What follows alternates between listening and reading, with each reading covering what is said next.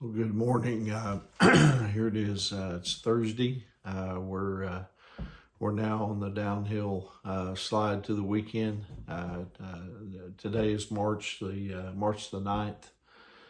I hope that you had a great Wednesday. Hope that you were able to get things accomplished that you wanted to accomplish. And but even if you didn't get everything done, we've awakened to a new day, a new fresh start as far as days. And anyway, hope that you'll take advantage of the opportunities that God has given us with a whole new day.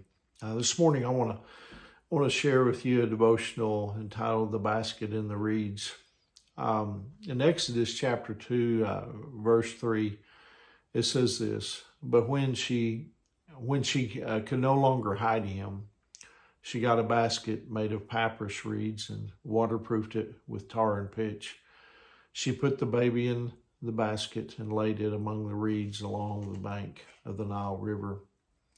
When Amram and Jochebed, the parents of Moses, when they realized that they could, no longer hide Moses, they put the matter in God's hands.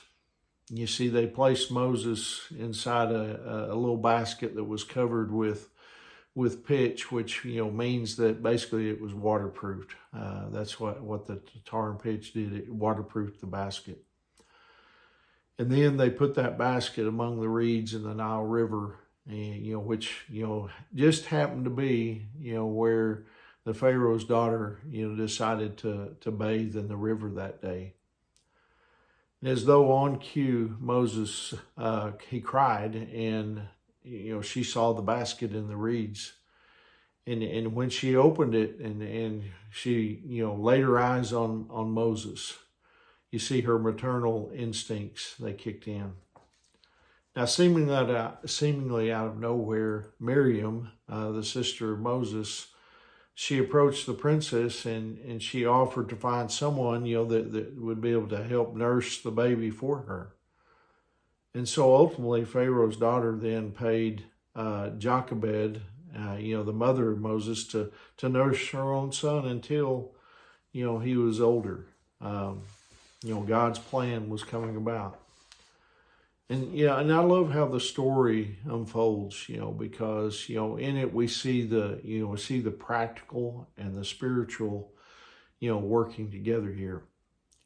Sometimes I think we go too far one way or the other. Everything sometimes is spiritual and never practical, or everything is practical and it's never spiritual. However, you see, there's a place for trusting, and there's a place for being practical. Baby Moses cried, and Pharaoh's daughter, she heard. A baby's cry, were God's first weapon in his war against Egypt. That was the first thing we see in his war on Egypt. I mean, how hard, I can't even imagine how hard this must have been for Jochebed, the mother of Moses, to turn Moses over to the Pharaoh's daughter when the time came, later on. But you see, she trusted the Lord, that he knew best, that he would take care of Moses. And he did. Jesus said the following in Matthew chapter 19, verse 29. He said, "And everyone who has given up houses or brothers or sisters or father or mother or children or property for my sake will receive 100 times as much in return and will inherit eternal life." I can tell you right now, Jesus, he keeps his promises, and he will keep his promises to you.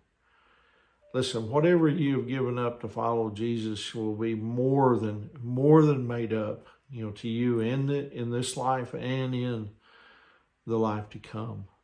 I think I can definitely attest, and I'm not sitting here saying that I'm,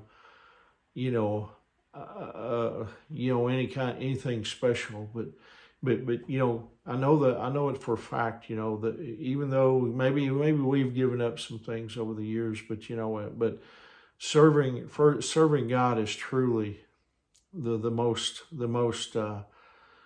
best thing that I could ever think of. And God has blessed us immensely for it. And I know God's going to, bless us, when we go to be with him, and I can assure you, he'll do the same for you. He does that for anyone that is willing to follow him, to lay down everything and say, Lord, I'm going to follow you and I'm going to do what you asked me to do. And like I said, there is the spiritual and the practical, and they work together, hand in hand, if we just allow God to lead us. And so anyway, I hope that encourages you this morning here on this Thursday. Hope that you have a wonderful day. Remember, Angie and I, we love you guys, and we're praying for you.